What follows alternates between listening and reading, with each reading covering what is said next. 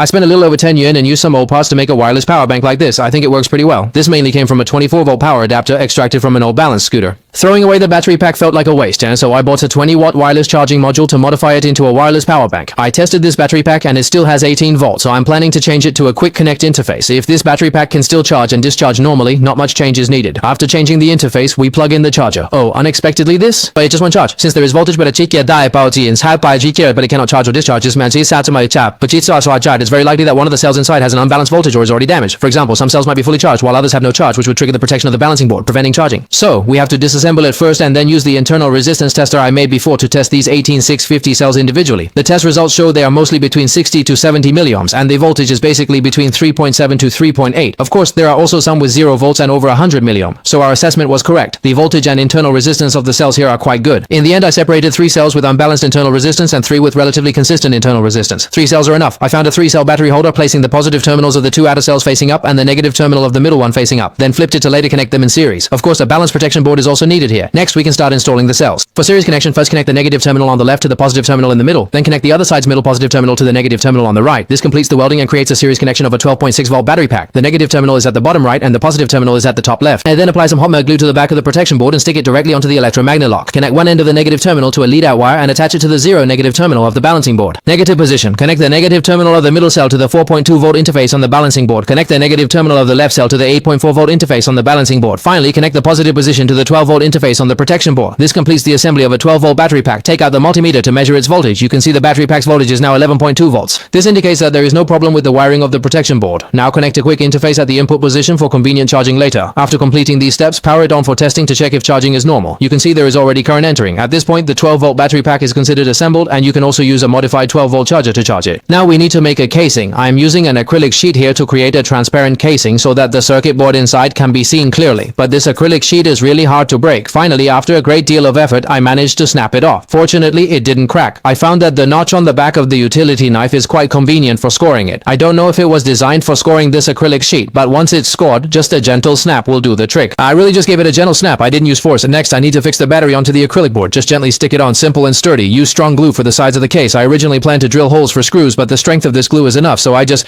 set it.